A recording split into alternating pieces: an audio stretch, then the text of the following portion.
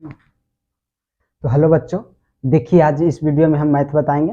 तो मैथ में देखिए 1.3 बताएंगे। तो इसमें देखिएगा कि किस चीज का बारे में बताना है। रुक जा, सॉरी। हेलो बच्चों, देखिए इस वीडियो में हम मैथ बताएंगे। मैथ के तीसरा चैप्टर नंबर बताएंगे। देखिए इसमें 1.3 बताएंगे, यानी 1.3 बताएंगे। तो इसमें है, देखिए रूट कुछ सिद्ध करना है, उसके बारे में बताएगा। तो देखिए पिछले क्लास में तो जो क्लास करवाए थे उसमें तो क्वेश्चन करवा दिए हैं। अब वहां तक कोई प्रॉब्लम, अगर प्रॉब्लम होगा तो कमेंट कीजिएगा, इस वीडियो में भी कर सकते हैं। ओके, तो देखिए पहले कुछ थ्योरी है, तो थ्योरी के बारे में हम देख लेते हैं पहले। तो पहले नंबर थ्योरी के बारे में देख लीजिए। तो क्या है कि 10 संख्याओं का मान निकाले, यानी एक्स कोई संख्या उसको मान निकालना छोड़िए। यहाँ देखिए एक्स पर पी बटे क्यू, जहाँ पी और क्यू पूर्णांक है। ये देखिए 4 नहीं बल्कि ये क्यू है। क्या है? ये क्यू है। देखिए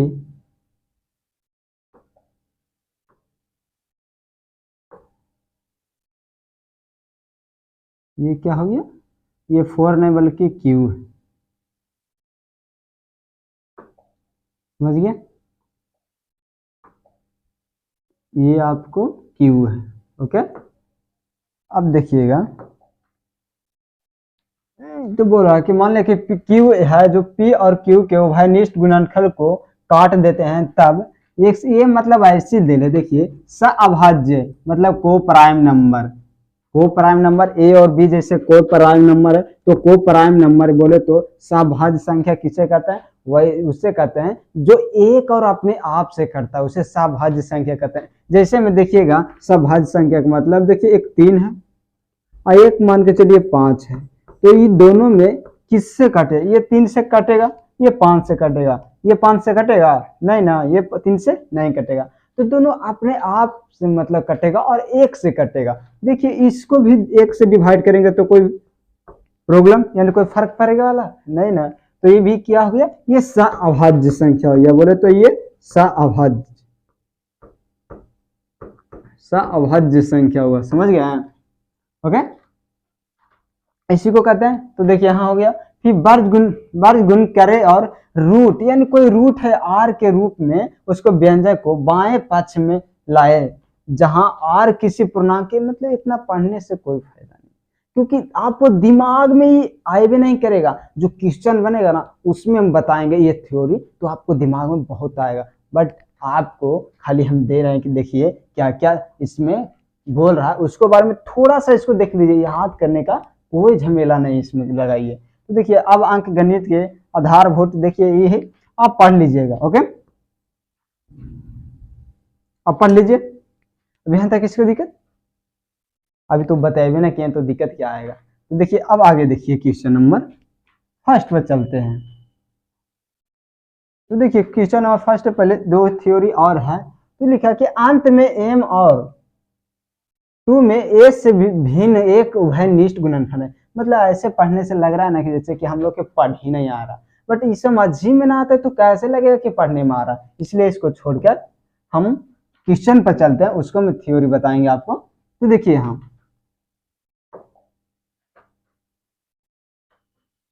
तो इसमें देखिएगा कह रहा है कि सिद्ध कीजिए कि √5 एक अपरिमेय संख्या। मतलब सिद्ध करना है कि √5 एक अपरिमेय संख्या। तो हम सिद्ध कैसे करेंगे? तो देखिए कोई सिद्ध करने के लिए अगर किसी आदमी को सिद्ध करना है तो उसको गलत साबित कीजिएगा था ना, वो अपने का सही सिद्ध करेगा। तो इसी टाइप से है कि √5 एक अपरिमेय संख्या। तो इसको सिद्ध करना, तो सिद्ध करने के लिए पहले नंबर इसको हम मान लेंगे। क्या मान लेंगे? कि माना कि √5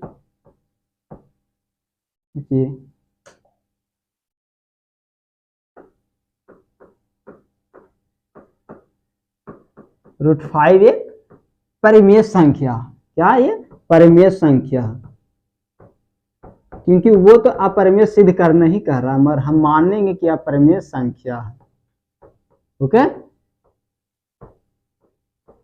अब यहाँ पे मान लिए, और जब मान लिए तो हम आपको बताएं कि जब ये मानते हैं परिमेय संख्या किसे कहते हैं। जो p बटे q के रूप में हो और q बराबर नॉट जीरो, मतलब नीचे वाला के लिए नो नहीं जीरो होना चाहिए, वही क्या है परिमेय संख्या। जैसे a बटे b है, क्या a बटे b है और a बटे b में b का मान जीरो नहीं होगा तो क्या परिमेय संख्या होगा। और अगर b का मान जीरो हो गया तो वो अनंत हो जाएगा, क्या अनंत यानी इन्फिनिटिव हो जाएगा, इसलिए b का मान जीरो या q का मान जीरो नहीं कहता है। ओके, देखिए यहाँ तो रूट कितना है, रूट 5 है, तो रूट 5 लिखे, तो इसको p बटे q के रूप में लिखते हैं, p बटे q। अब p बटे q के रूप में लिख रहे हैं तो देखिए आप दोनों ओर क्या कर सकते हैं, तो दोनों ओर गुना कर सकते हैं कि नहीं। और हम पीछे थ्योरी में पढ़े कि a और b क्या उभयनिष्ठ यानी सहभाज्य संख्या, तो हाँ हम लिख सकते हैं कि p और q एक सहभाज्य संख्या, p और q सहभाज्य संख्या।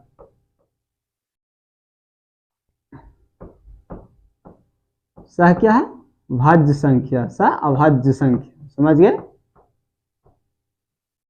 ओके, देखिए अगर इसको राइटिंग में प्रॉब्लम है तो कोई दिक्कत नहीं, क्योंकि मैथ में राइटिंग नहीं चाहिए। तो यहाँ तक देख लीजिए। अब देखिए कुछ नहीं तो तिरछा तिरछी क्या गुना कर लीजिए, तो देखिए कितना हो गया कि रूट 5q बराबर p, रूट 5q बराबर p, तिरछा तिरछी गुना किया था। अब देखिए तिरछा तिरछी जब गुना किए तो दोनों में भी रूट 5 आ गया, आई देखिए इधर p आ गया। तो क्या कहता है हमको सिद्ध करना है ना, तो दोनों तरफ वर्ग कर देंगे, तो लिखेंगे कि दोनों ओर वर्ग करने पर, क्या करने पर, वर्ग करने पर, समझ गए। तो दोनों ओर वर्ग कैसे करेंगे, तो देखिए इसको स्क्वायर करेंगे तो रूट 5q का स्क्वायर और बराबर p का स्क्वायर। तो देखिए एक रूट ये क्या रूट के ऊपर स्क्वायर है तो एगो से कट जाएगा, या इसी टाइप में जब किसी पर स्क्वायर रहता है तो क्या गुना हो जाता है, अपने आप में गुना हो जाता है। मतलब देखिए 5 का स्क्वायर है तो 25, 25 का वर्गमूल होता है 5, तो 5 लिखेंगे। या ऐसे कह सकते हैं कि दो इस पर q पर भी रहे और 5 पर भी है, तो q पर भी है तो q पर रह जाएगा और 5 रूट पर है ना वो कट जाएगा स्क्वायर से, मगर उतना झमेला नहीं करने का, डायरेक्ट ऐसे कर दीजिए स्क्वायर बराबर p स्क्वायर हो गया। यहाँ तक तो आप हो गया कि 5 स्क्वायर p स्क्वायर, देखिए 5q स्क्वायर फिर बराबर p स्क्वायर हो गया यहाँ तक। ओके, अब देखिएगा कि क्या करना है उसके बारे में। तो देखिए इसमें है तो ऐसे नहीं कर सकते हैं कि q बराबर क्या, q बराबर, तो q बराबर क्या मानेंगे कि p स्क्वायर और बटे 5। ओके, अब देखिए q के जगह पर क्या, हम q के जगह पर हम मान लेते हैं कि q बराबर a, q बराबर क्या मान लेंगे, तो q बराबर b मानेंगे और p बराबर a मान लेते हैं। यहां तक किसी को दिखे, और जब हम ये मान लेते हैं तो यहां नहीं ऐसे मान सकते हैं क्योंकि ऐसे करने में आसान होगा।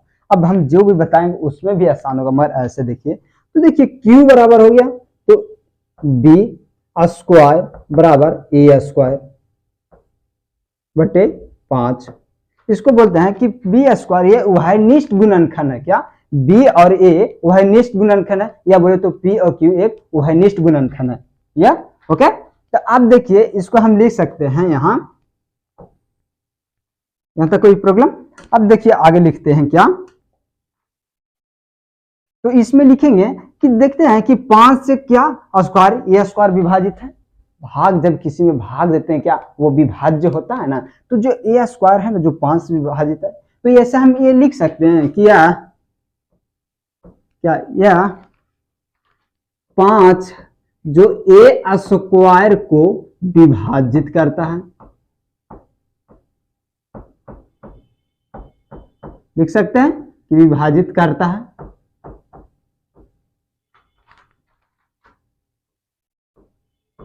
समझिए, अब विभाजित करता है तो जब ए स्क्वायर विभाजित करेगा तो देखिए जब किसी पर स्क्वायर है स्क्वायर तो इसको मतलब 2 गुना है कि अपने आप में 2 गुना है, तो ये 2 गुना 5 से विभाजित है तो देखिएगा कि जब स्क्वायर के विभाजित कर सकता है तो ए का नहीं विभाजित कर सकता, मतलब दो को के गुना में विभाजित कर सकता है तो ए को भी करेगा विभाजित। तो देखिए ए को भी विभाजित कर देगा, तो इसलिए लिखेंगे कि अतः एजे पे लिखेंगे कि अतः 5 है जो ए का यानी ए को भी विभाजित करता,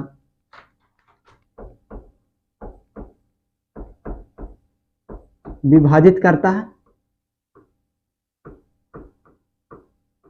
समझिए।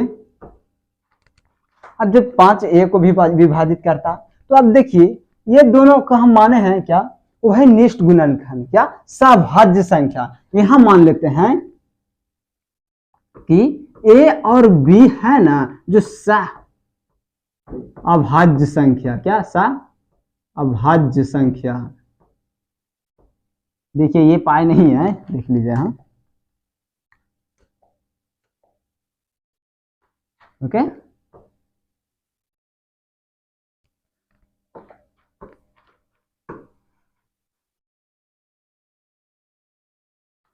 को प्राय नंबर बोलिए, ये सभाज्य संख्या बोलिए,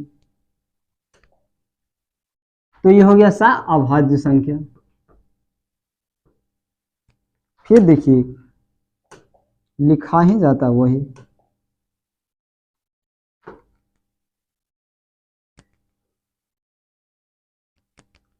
तो कोई दिक्कत नहीं है। तो देखिए हाँ,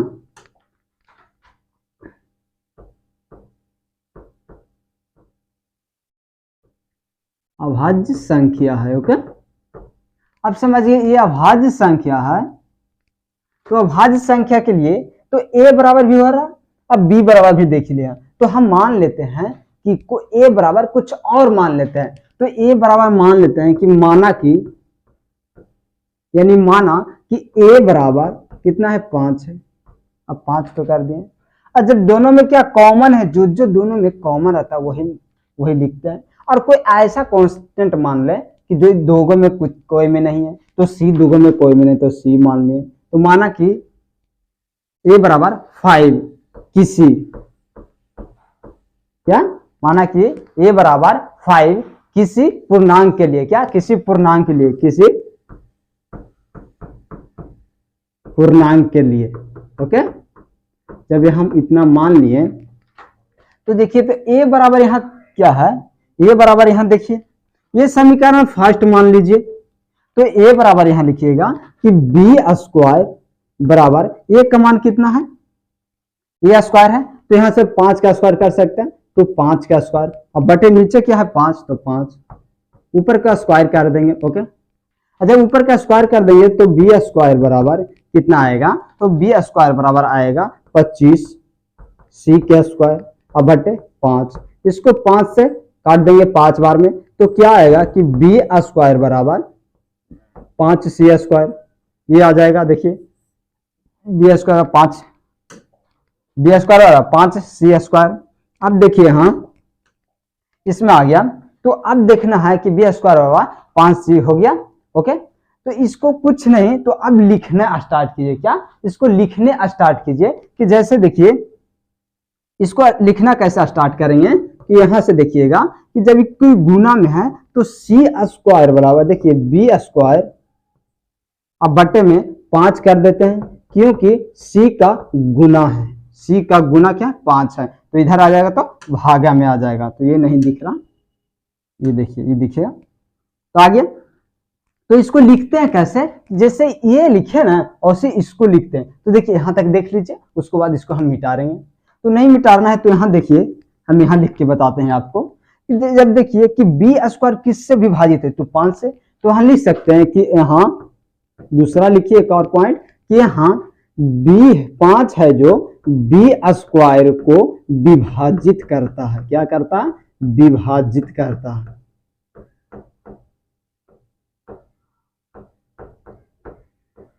समझ जाइए। और जब बी स्क्वायर को विभाजित करेगा तो देखिए बी का भी विभाजित करेगा, क्योंकि हम बताएं यहाँ कि जब दो को स्क्वायर को करता है तो सिंगल को करेगा, तो जब सिंगल के किया तो यहां लिखेंगे कि अतः 5 है जो बी को भी विभाजित करता है, बी को भी विभाजित करता है, ओके। विभाजित करता है। यहां तक हो गया। अब यही आपको सॉल्यूशन है, सॉल्यूशन ये है।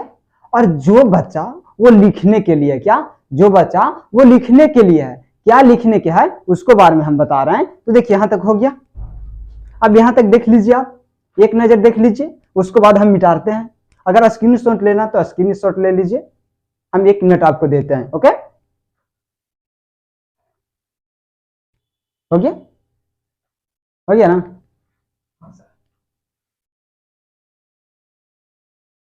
अब देखना, इसको हम मिटाते हैं, तो इसको अब हम इरेज कर दें।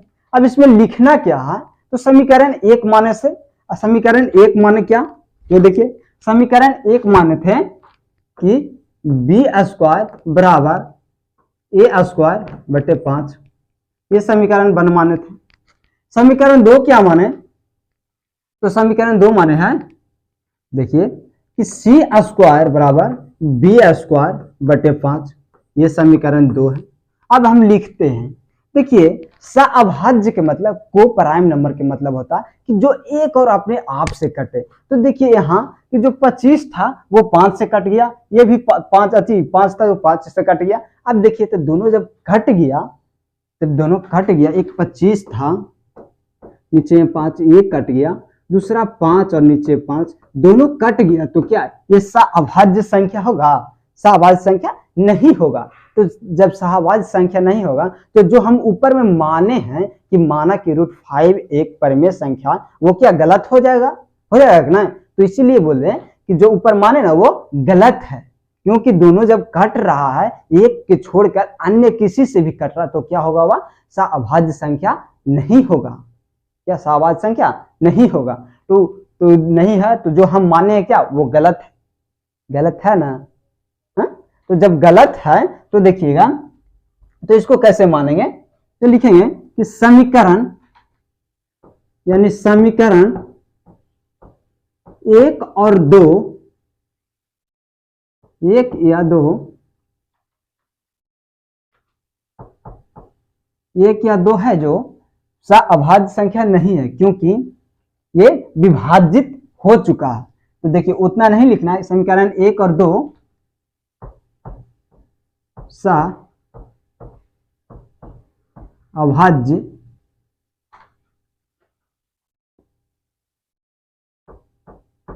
संख्या नहीं है। कट रहा है कि नहीं 5 से, तो दोनों 5 से कट रहा है, तो हम इधर लिख सकते हैं कि समीकरण, लिख सकते हैं कि समीकरण 1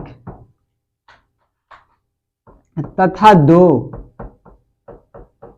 1 तथा 2 से क्या हम पाते हैं, क्या 1 तथा 2 से हम क्या पाते हैं, तो इसे यह पाते हैं कि 2 से, इसको देखिए, रुक जाइए, 1 तथा 2 से यह पाते हैं कि, आप लिख ले जाइए, ओके। तो यह पाते हैं कि 5 है जो ए तथा बी दोनों को विभाजित, दोनों को विभाजित करता है। जब दोनों को विभाजित करता है तो √5 से क्या निकाले, 5 निकाले, तो 5 है ना वो क्या उभयनिष्ठ गुणनखंड है, क्या 5, तो 5 उभयनिष्ठ, क्या उभयनिष्ठ गुणनखंड।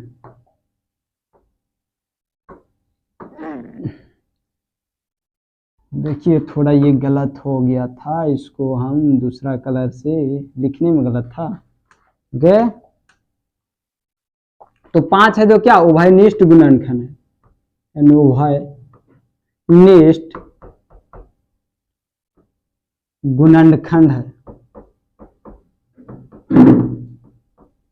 उभयनिष्ठ गुणनखंड है, समझिए। जब ये उभयनिष्ठ गुणनखंड है तो क्या ऊपर वाले क्या सहभाज्य था, तो हमारा वो मान्यता क्या गलत हो जाएगा,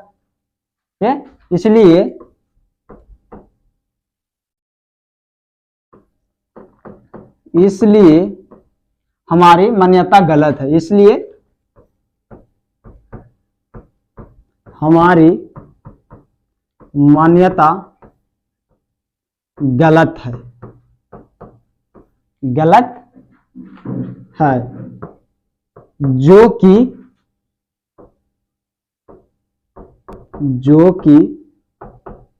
विरोधाभास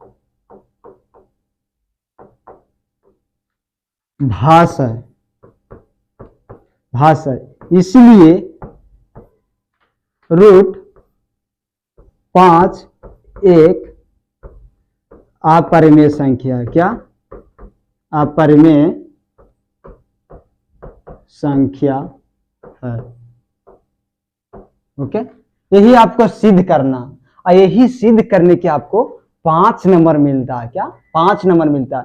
और हर इस चैप्टर से हर एग्जाम में, हर एग्जाम में जब तक अभी तक पूछे गया है, सब इस चैप्टर से एक न एक क्वेश्चन जरूर आता है, क्या एक न एक क्वेश्चन जरूर आता है। और ये तो एकदम देखिए, इसमें तो 99% है ना कि ये जरूर आता है, क्या ये जरूर आता है। तो ये इसको देख लीजिएगा, क्योंकि लिखने के लिए आपको नहीं आएगा, क्या लिखने के लिए नहीं आता, लिखने ही में लोग इसको छोड़ देते हैं, बाकी इसको सॉल्यूशन तो कर देना सब कर देता है, बट इसको खाली लिखने में छोड़ देता। ओके, तब ये हो गया। अब देखिए अगला क्वेश्चन चलते हैं। तो अगला क्वेश्चन हमारा है, तो देखिए दूसरा है कि सिद्ध करे कि 3 + √2√5 एक अपरिमेय संख्या। इसको देखिए √5 है ना, वही एक हार्ड है, बाकी सब उतना हार्ड नहीं है। तो देखिए इसको कैसे करेंगे। तो इसको करने के लिए √5 एक अपरिमेय संख्या, तो इसको कैसे करेंगे। तो देखिए हम मान लेंगे क्या कि माना कि 3 + 2√5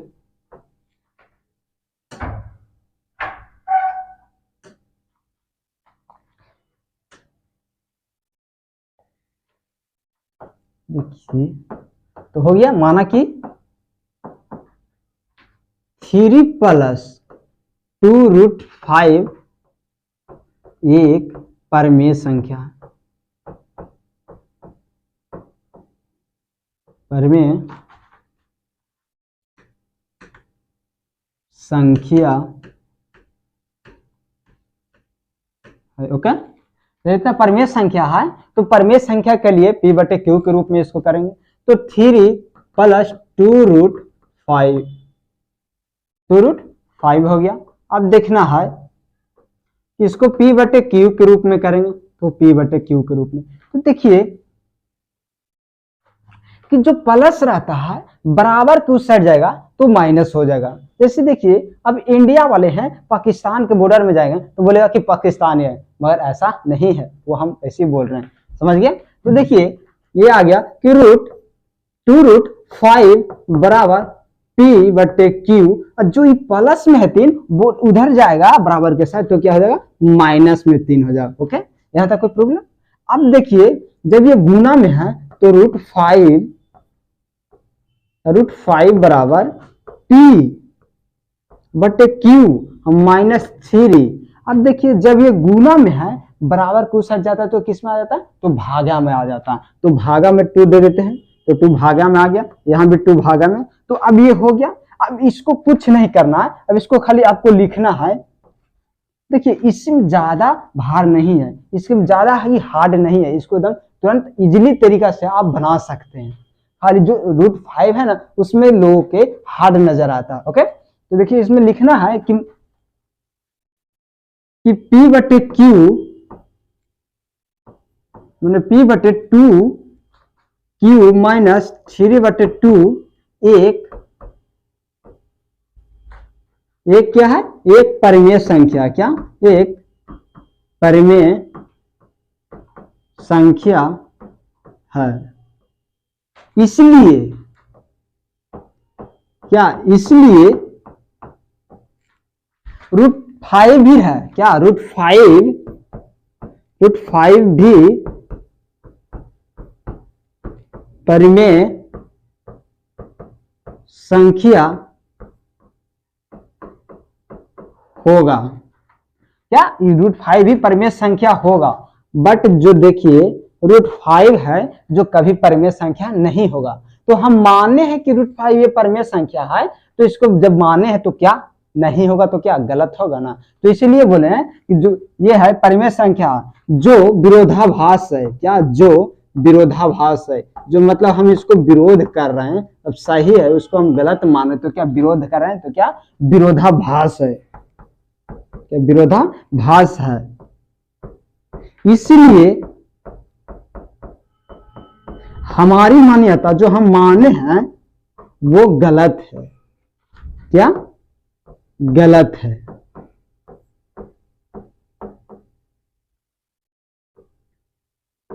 गलत है। ओके, अतः क्या देखिए जब इतना गलत है तो जो ऊपर वाला है वही होगा। तो देखिए तो 3 + 2√5 एक अपरिमेय संख्या है। ओके, यही हमारा आंसर हो गया। समझिए। अब देखिए आपको कुछ समझ में नहीं आएगा, कैसे नहीं आएगा। देखिए आप अगर एक टीचर से पढ़िएगा तो कोई कुछ अलग लिखाएगा, कुछ अलग लिखाएगा।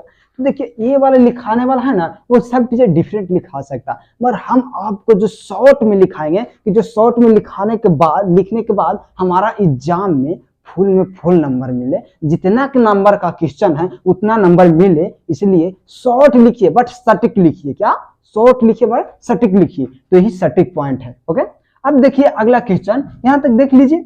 अगर आपको स्क्रीनशॉट लेना है तो ले लीजिए। आप देखिए आपको एक राज की बात बताते हैं, जो ये है ना यही सब में बाकी में अप्लाई कर दीजिए। खाली √5 और √2 छोड़ के बाकी जितना में है उनमें सब यही अप्लाई कर दीजिएगा। जो एजा पे ये है वो ये है, बट ये अंक नहीं अप्लाई कीजिएगा। बाकी जितना भी है जो उसी टाइप से लिखा है, क्या इसी टाइप से लिखा है। ओके, तो अब देखिए अगला क्वेश्चन। तो अगला क्वेश्चन है, देखिए 3 में कुछ तो नहीं है, आगे देखते हैं। हाँ 3 के देखिए 1। तो देखिए 3 के 1 में इसमें क्या है, तो इसको भी अपरिमेय संख्या सिद्ध करना है कि अपरिमेय संख्या, सभी को सिद्ध करना है कि अपरिमेय संख्या में। तो इसको कैसे सिद्ध करेंगे, तो इसको भी मान लेंगे कि माना कि 1/√2 एक क्या है, एक परिमेय संख्या, परिमेय संख्या है। ओके, जब परिमेय संख्या मान लेंगे तो परिमेय संख्या के मतलब तो P/Q हर वक्त हम बोल रहे हैं। तो देखिए 1/√2 बराबर P/Q। ओके, और जब P/Q आया तो आप तिरछा तिरछी गुना कर दीजिए। क्या? तिरछा तिरछी गुना कर दिए, यानी क्रॉस मल्टीप्लाई कर दीजिए। तो जब क्रॉस मल्टीप्लाई किए तो Q बराबर कितना आएगा, √2P आएगा। ओके, √2P आएगा। तो इसको इस टाइप से लिख सकते हैं कि P बराबर या इसको लिख सकते हैं, या P बराबर Q√2, ये भी हम डाल सकते हैं। बट इतना लाने का कोई जरूरत नहीं है, इतना झमेला नहीं है। अब देखिए आपको जब इतना हो गया तो आप क्या कर रहे हैं, आप खाली लिख लीजिए। शॉर्ट में जितना हो सके वो लिख लीजिए, मेन पॉइंट है वो खाली लिख दीजिए। क्यों? तो देखिए कैसे लिखिएगा। तो लिखना है इसको कि चूंकि, उसमें भी चूंकि डाल दीजिए, इसमें डाल दीजिए कि चूंकि देखिए ये है क्या, Q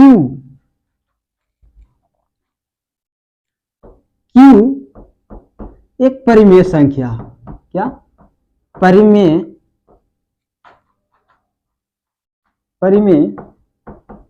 संख्या है।